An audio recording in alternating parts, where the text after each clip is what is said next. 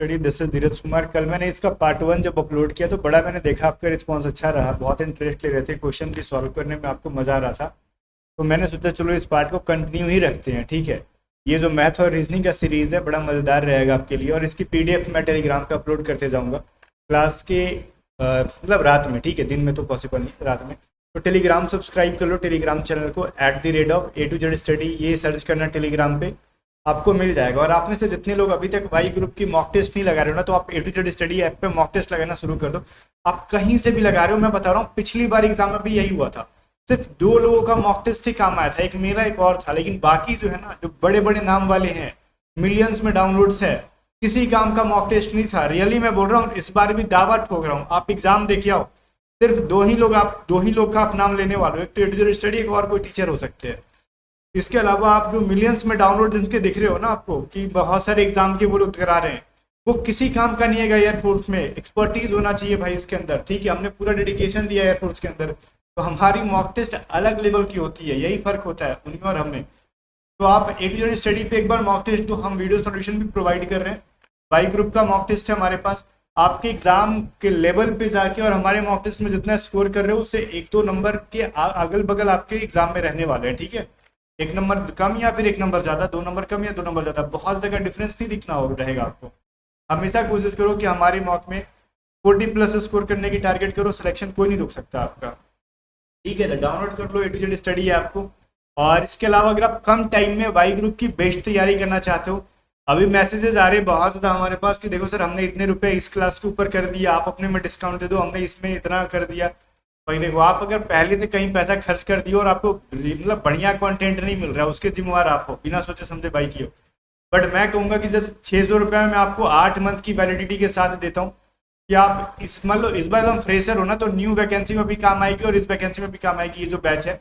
तो आप 01/2024 बैच के लिए स्पेशली, आप जो आपका अक्टूबर में होने वाला है उसके लिए आपको 600 रुपये की बैच में दे रहा हूँ आपको, बहुत ही एवरेज प्राइस पे, जहाँ पे आपको कंप्लीट रिकॉर्डेड क्लासेस मिलेंगी वाई ग्रुप की, complete test series mock test मिलेगा जहाँ पे 40+ mock test old and new मिलाकर, और जितने पेड पीडीएफ हमारे आते हैं वो सब इस बैच के अंदर मिलेंगे, ठीक है। इसको ज्वाइन करो, अगर ज्वाइन करने में कुछ भी प्रॉब्लम है तो व्हाट्सअप करके पूछ कर लेना, ठीक है। और यूट्यूब पे ज्वाइन नहीं, यूट्यूब पे जो ज्वाइन बटन दिखते हैं ना उसको मत करो, यूट्यूब पे सिर्फ सब्सक्राइब करो।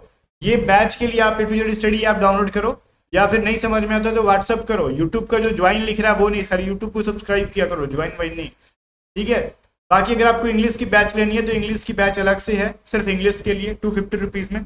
और इस बैच में अगर जुड़ते हो तो इंग्लिश पढ़ने की जरूरत नहीं पड़ेगी, इसी के अंदर इंग्लिश और रगा दोनों पढ़ा देंगे हम लोग, बढ़िया से एकदम प्रैक्टिस के लिए बहुत सारे क्वेश्चन दे देंगे, ठीक है। तो देरी मत करो, आ जाओ फर्स्ट क्वेश्चन पे चलते हैं। यदि एक वर्ग की प्रत्येक भुजा को 25% बढ़ा देंगे तो उसके क्षेत्रफल में कितने परसेंट का परिवर्तन होगा, ये चीज बताओ। भाई देखो, अगर कोई वर्ग है उसके भुजा को आप 25% बढ़ा रहे हो, ध्यान से सुनना, या फिर किसी आयत की भुजा को 25% बढ़ा रहे हो, किसी सर्कल के रेडियस को 25% बढ़ा रहे हो, ऐसा सवाल देगा। 10%, 5% बढ़ा रहे हो, घटा रहे हो, बढ़ाने के लिए कहेगा तो कहोगे R1 प्लस में R2, ध्यान से सुनना, R1 plus R2 plus R1 into R2/100, ये फॉर्मूला लगाना, ठीक है। अगर घटाने के लिए कहे तो R1 plus R2 minus R1 into R2/100, but यहाँ पे दोनों बढ़ाने के बारे में बात की जा रही है, ये फॉर्मूला लगाओ। तो R1 भी 25, R2 भी 25, ये R1 गाड़ी नहीं है भाई, ठीक है। R1 5 और R1 गाड़ी के बारे में बात नहीं कर रहे हम लोग। ये क्या हो जाएगा, 25 इंटू 25/100, तो ये 25 से फोबा में कट जाएंगे, ये 50 प्लस में हो जाएगा 25/4 कर लो, 4×6 = 24, कितना हो जाएगा 6.25 हो जाएगा ना। ऐड करोगे 56.25 इनके आंसर आएंगे। तो ओवरऑल उसके एरिया में 56.25 का उनका परिवर्तन देखने को मिलेगा। 56.25 मतलब 25% का चेंजेस देखने के लिए मिल जाएगा पहले से। तो है ना मजेदार फॉर्मूला ये, इस पे बहुत ज़्यादा सवाल दिया जाता है। इसके 3 फॉर्मूले होते हैं, तीनों पे बहुत ज़्यादा सवाल होते हैं, ठीक है। एक बार दोनों बढ़ेगा, एक बार दोनों घटेगा, एक बार एक बढ़ेगा एक घटेगा। 3 फॉर्मूला मैं पढ़ाता हूँ हमेशा, बहुत हर बार एग्जाम में काम आता है।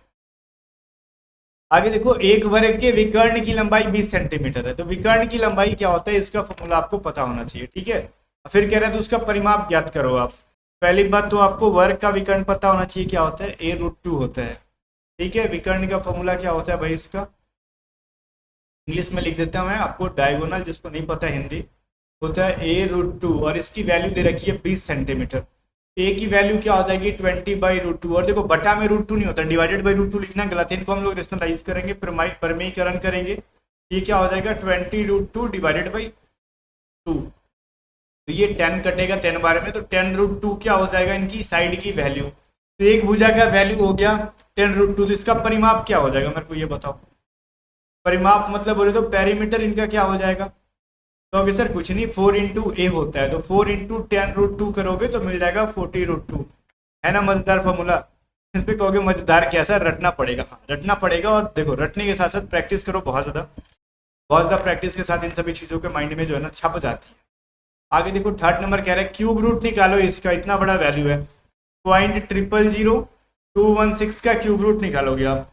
क्यूब रूट कैसे निकालते पता है ना आपको, ऐसे ऐसे।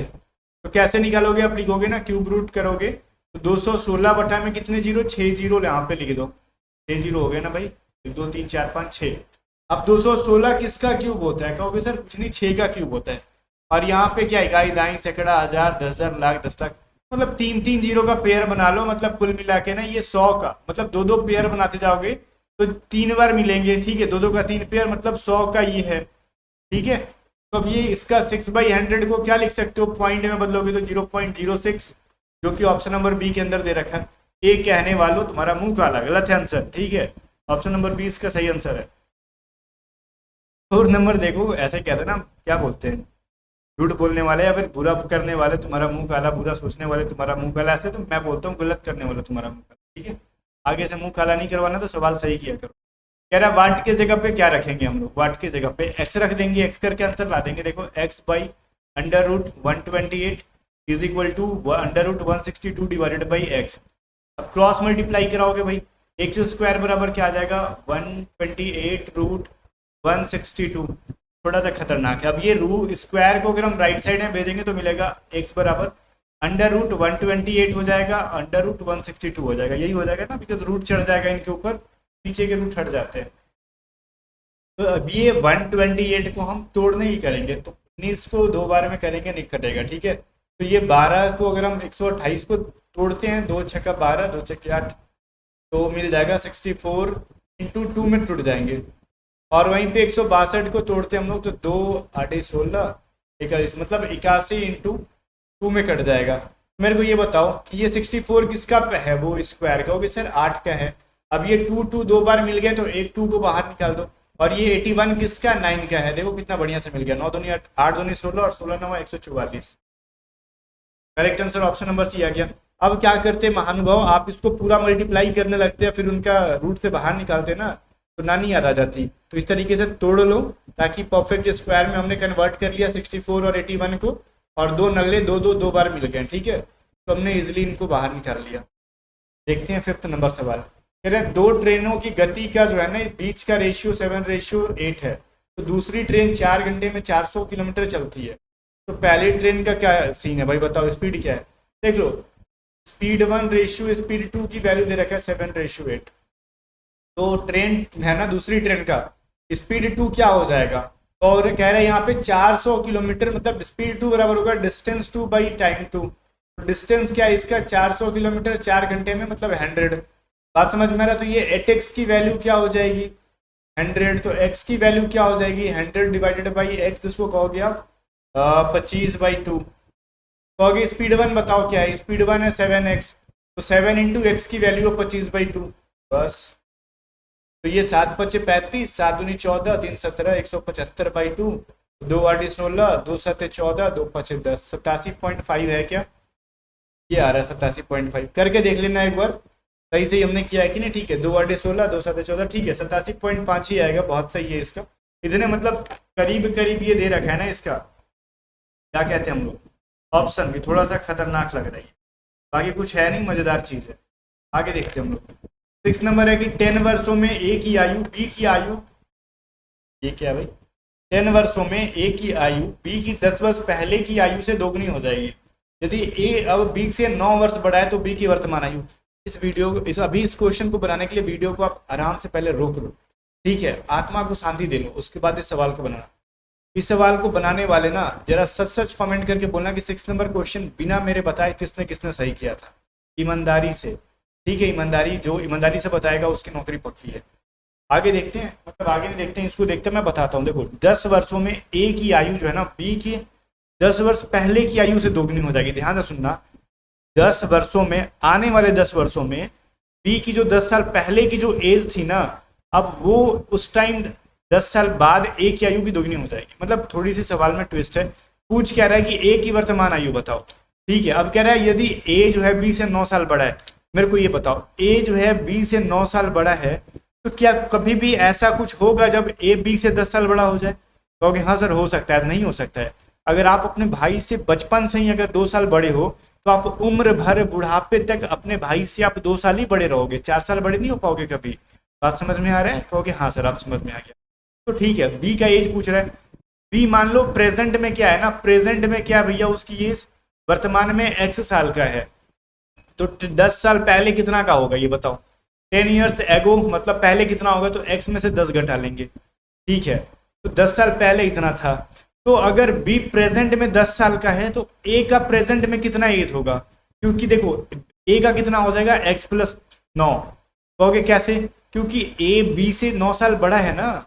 देखो कह रहे ना कि a जो है ना b से 9 साल बड़ा है प्रेजेंट में। अब तो अगर b x साल का है तो a x प्लस 9 हो जाएगा, बिकॉज वो 9 साल बड़ा है। और 10 साल पहले b का एज कितना होगा जब प्रेजेंट में x साल का है? अगर आप अभी मान लो 15 साल के हो, तो 10 साल पहले कितने थे, तो 15 में 10 घटा लो। तो वैसे ही b x साल का है, तो 10 साल पहले क्या होगा, घटा लिया। तो अब ये a भी 10 साल पहले कितना होगा, हमको उससे कोई मतलब नहीं है। सवाल ये कह रहा है ना कि b की 10 साल पहले की जो आयु है ना, उससे दोगुनी हो जाएगी। कब? 10 साल बाद a की आयु। तो 10 साल बाद 10 ईयर्स लेटर, मतलब 10 साल बाद a की आयु कितनी हो जाएगी, तो x प्लस 9 प्रेजेंट है, इसमें 10 साल जोड़ दो।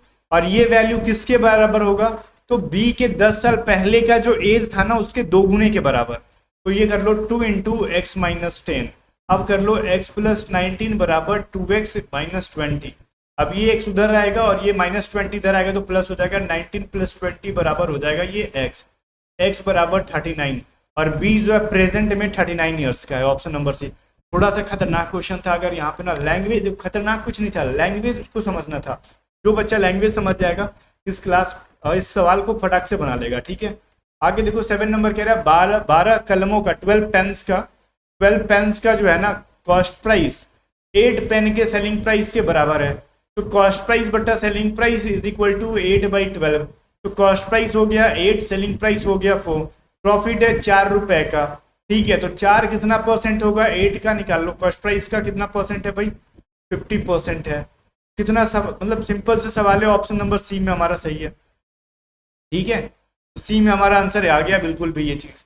आगे देखते हैं 8 नंबर कह रहा है, अगर कि देखो ऐसा सवाल कल भी मैंने दिया था, यदि किसी मीनार की ऊंचाई 50√3 है, तो मीनार के आधार से ना 50 मीटर की दूरी पर उन्नयन कोण क्या होगा। शायद यही कल दिया था क्या, मेरे को याद नहीं है, यही सवाल था कल या फिर दूसरा था। देखो करते हैं। मीनार की ऊंचाई कह रहा है 50√3 है, और इसके बेस से किसी 50 मीटर डिस्टेंस पे इसका एंगल ऑफ एलिवेशन क्या बनेगा, वो चीज बताओ, थीटा की वैल्यू।